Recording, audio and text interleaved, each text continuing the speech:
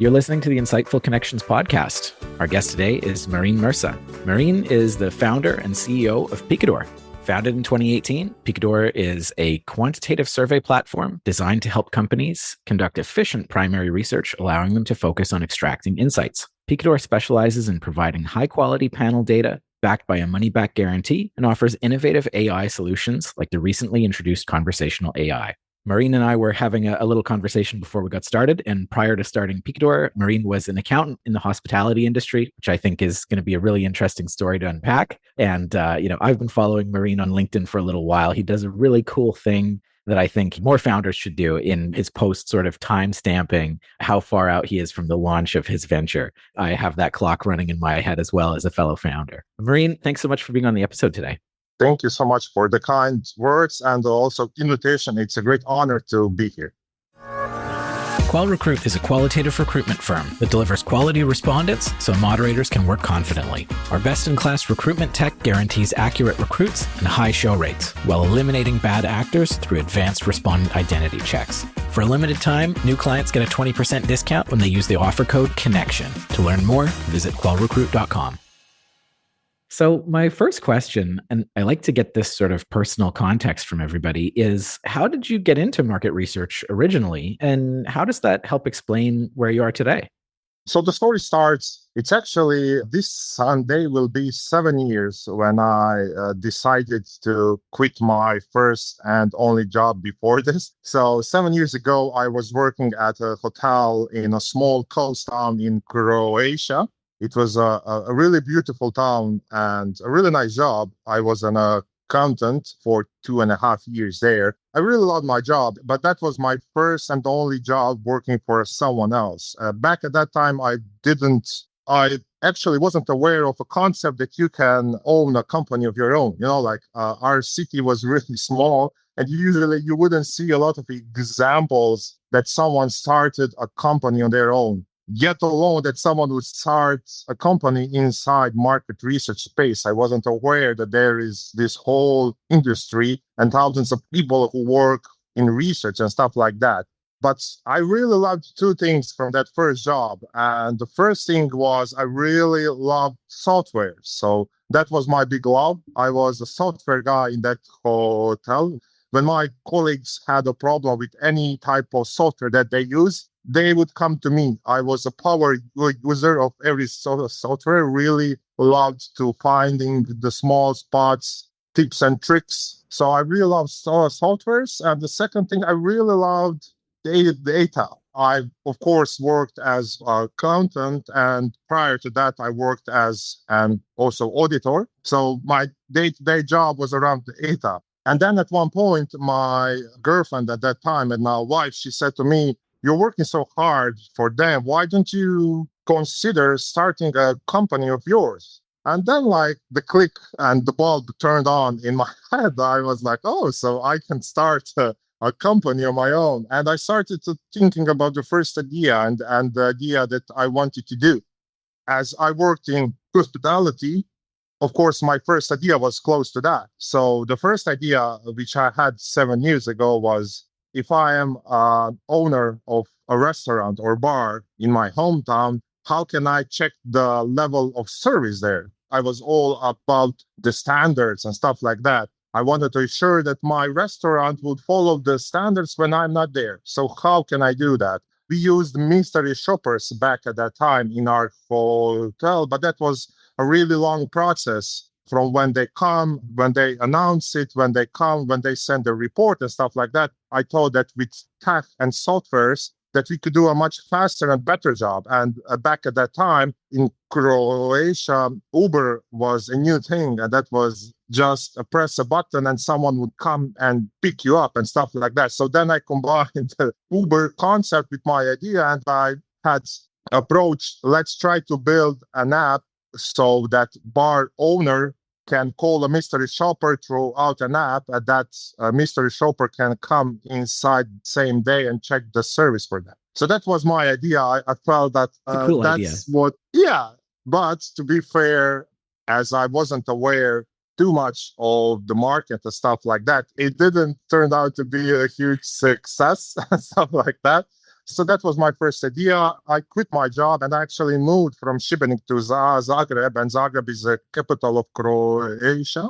And I started a company. A problem was that even I was a big fan of softwares and data, I didn't have any experience before in building a software or building a research company, so that I had to do a lot of self-learning and stuff like that. So that was a really big leap, and I wasn't aware how big it was until a couple of years after that. I know that all of my friends said that I'm crazy of leaving a great corporate job like that for a thing like this, which was some crazy idea that nobody was sure is it going to work. And they were actually right, because after 6 months we actually built the app, and the app was there, and we had some pilots with bars and the restaurants, but it didn't achieve too much. So that was like 6, 8 months into it. And then I actually was also active on LinkedIn back then, and one of my posts triggered a bigger corporation which saw what are we doing, and then they approached me and asked, can you tailor the software to us? And they were a big retail shop, and after them one bank, and that's where we achieved our big first client. And that was, so just that, if I said to myself, was a really big success, because for a 26 years old guy who doesn't have any experience before, to work with the biggest Croatian bank in under a year was a really big thing, because in Croatia there is a mindset that you need to know someone in a bank like that in order to secure a deal. Like you cannot come with your own ideas and just land a deal. So you need to know someone, or you have a cousin there, or a friend, or your dad is a CEO or something like that. So just landing that first client was a really, really big thing. So we tailored that app for mystery shoppers, and we expanded it and tailored more for a bigger bank. And that was our first corporate client. And it all started with that 1 year after I quit my job. 0 to 1. Yeah, 0 to 1 in 1 year. Yeah, I'm really curious because I actually love the idea of Uber for mystery shoppers. What were the barriers to adoption, and how did that end up pivoting into what is now a DIY quant platform? So the barriers, I think, at least in Croatia, what we found out at the end of the day, that owners of restaurants weren't that much concerned about the standards of their service. They were much more concerned how to retain the staff, because the biggest problem they had was finding new staff and how to achieve that they stay. And it's still the same issue today. You have the highest churn of employees in hospitality. So that was the biggest problem they had. How am I going to achieve that my staff is going to stay here for the next year? So they were much more concerned about that, not about the standards and stuff like that. Of course, there were bigger restaurants and bars which cared about that, but that wasn't enough to have a decent economic sense for us.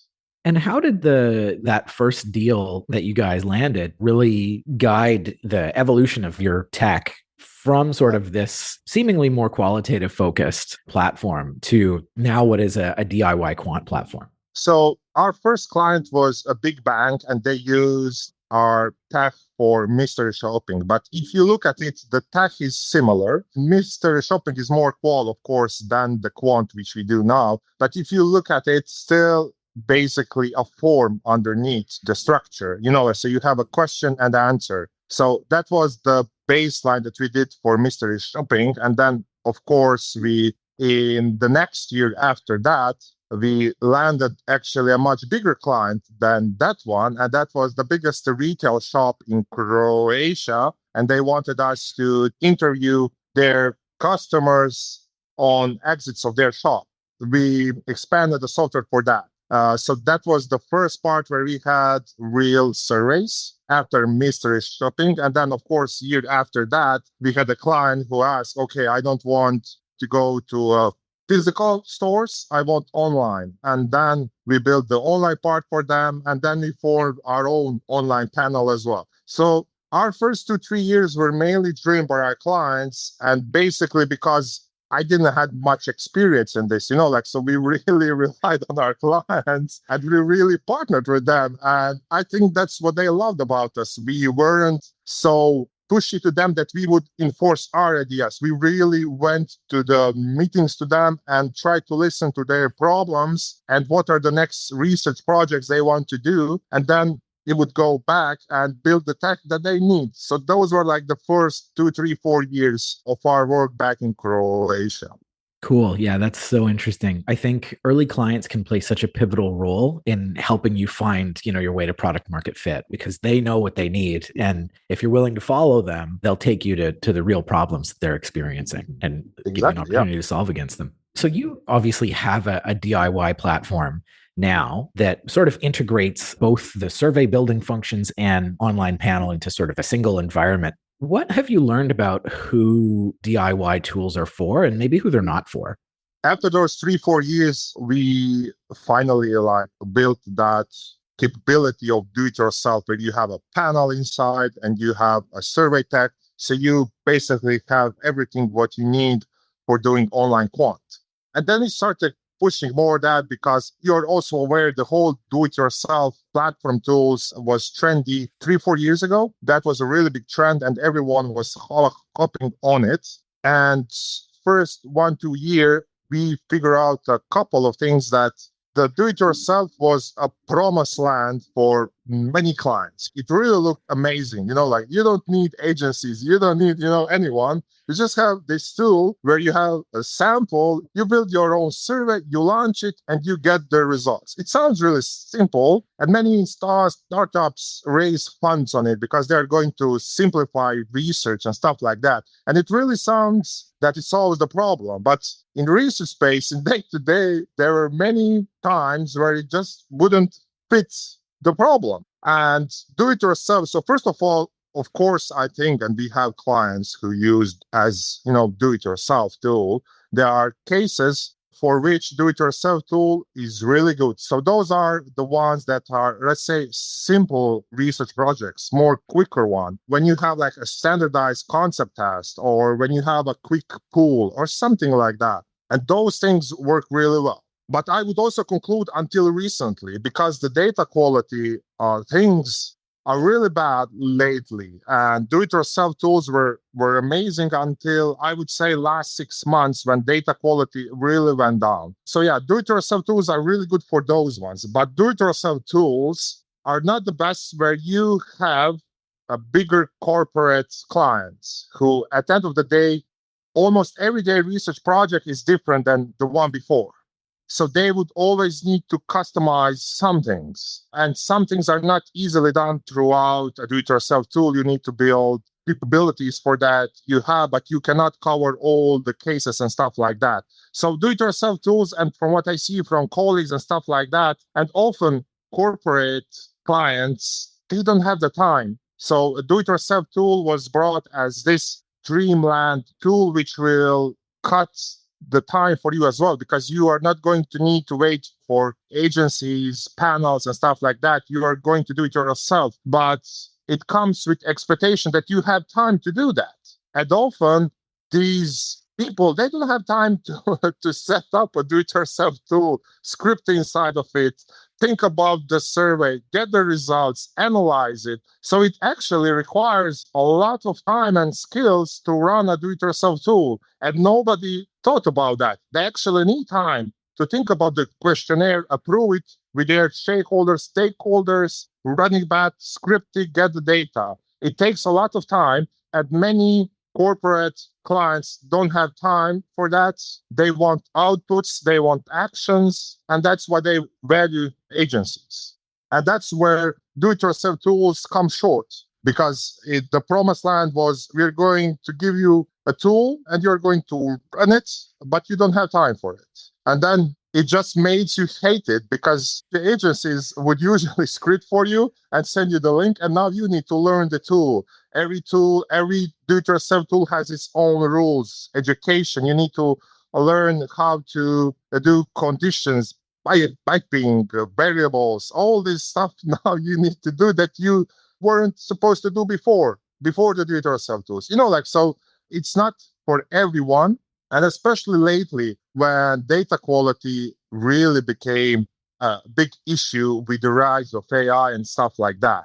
So these days, for example, we reject more than 30 or 40% of the data that comes our way. In a do-it-yourself setup, if you don't have someone who is monitoring the data, you need to do those checks on your own as well. So, of course, tools are going to do some data quality checks, of course, but those are not enough.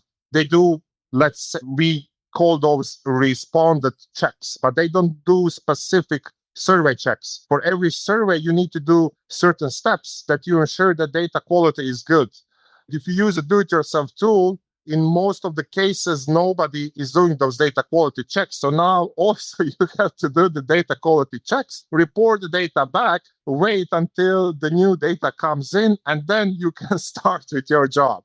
So data quality now adds a lot of new things for you to do. Because if you don't clear the data quality, if you don't do the checks, your whole set is going to be really bad, and the data quality is the essence and the first and the last thing a researcher should care about. Data quality is super important and everything starts and ends with it. And a do-it-yourself setup, it's hard and it's only going to be harder. So you touched on data quality, and I think that's a really hot topic right now. And I definitely want to get back into that. But I also wanted to ask you, so you've kind of drawn out a bit of a gap between sort of the promise of do-it-yourself tools and then what they're actually delivering for brands that may want to say, we're done with agencies.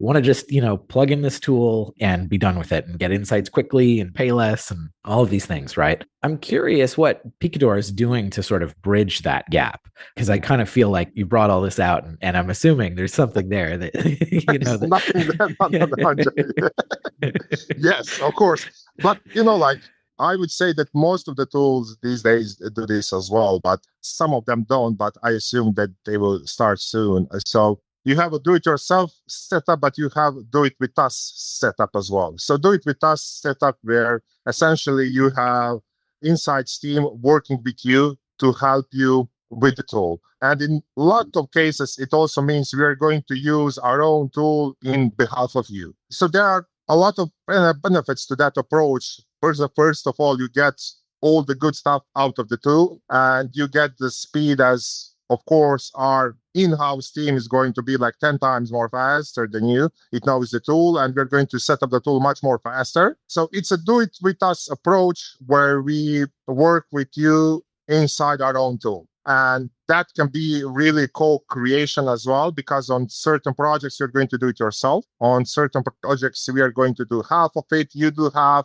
So it's a more collaborative approach where we work together inside our own tool. And that really, from our own experience, it's the best approach. We call it more like extended support. It's not support because in support, you only answer the questions, but here you work with them inside the same tool. And then you have the best of both worlds. You have a research agency support with the tool. So we help you with questionnaire, advise you, but we also script with you. You script some part of it. For one survey, you're going to script. Then when we test, you're going to go inside the tool and change some things. So it's really collaborative approach. And most of the clients really love that because they feel they have extension of their own team inside us. And they have a tool, and you still get the speed, you get the tool, and you get the support. So it's like best of both worlds, what we call, and we call it a hybrid approach or do it with us approach. And I would say a lot of do-it-yourself tools are actually doing that these days as well, because they saw the friction from handing the tool, like, here you go, use the tool and leave us alone. They saw the friction in that. And they know they can help with that. So a lot of them starting doing that as well. Here's the documentation you have time to read. Yeah. Like, here you go, like 100-page, like you read it and script it and send us the link. Yeah, cool. Okay, so you talked a little bit about data quality, and I'm curious, how do you think we got here with data quality, and what do you think the implications are? And you mentioned a little earlier that data quality has always been something that you've been pretty passionate about because of your background in accounting. So I think, it's an interesting question to ask with, with your accounting hat on, right? How do you think we got here? And what do you think the implications are? And what are you guys doing about it as well?